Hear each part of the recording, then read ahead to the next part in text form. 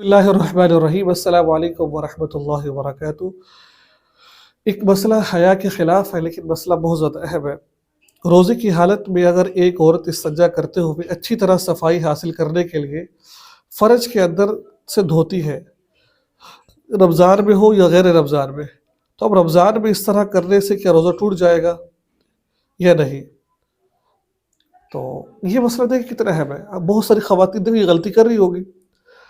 ایک بات ذہن میں رکھیں کہ روزے کی حالت کے اندر استنجا کرنے میں زیادہ مبالغہ نہ کیا جائے، چاہے مرد ہو چاہے وہ عورت۔ مرد پچھلی شرم کا بعض وگلی داخل کر لے ہوتے ہیں، اس سے روزہ بعض دفعہ فاسد ہو جاتا ہے۔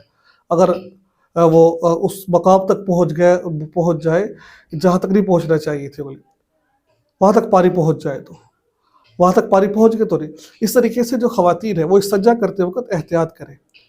احتیاط کیسے کرنی ہے؟ بعض دفعہ جب انسان کو قبض ہوتی ہے، جب وہ اس طرح کی حرکتیں کر رہا ہوتا ہے، تو صفائی ایک ہوتا ہے، عورت کا دو حصے ہوتے ہیں، فرج خارج اور فرج داخل۔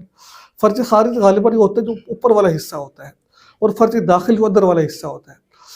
اگر تو کسی نے سوکی انگلی ڈالی ہے تو اس سے کچھ نہیں ہوگا، روزہ فاسد نہیں ہوگا۔ اگر اس نے گیلی انگلی ڈالی ہے، فرج خارج سے اندر، یعنی کہ فرج داخل اندر اس نے پوری گیلی انگلی ڈال لی ہے، اگر تو اس کا روزہ یاد نہیں تھا، غلطی سے ایسا کر لیا ہے، تو روزہ فاسد نہیں ہوگا۔ اگر اس کو روزہ یاد تھا، جان بوجھ کر اس نے ایسا کیا ہے، تو اس صورت کے اندر اس کا روزہ ٹوٹ جائے گا۔ جو کتنا ہے مسئلہ، اس کا روزہ کیا ہوگا؟ ٹوٹ جائے گا اس طرح۔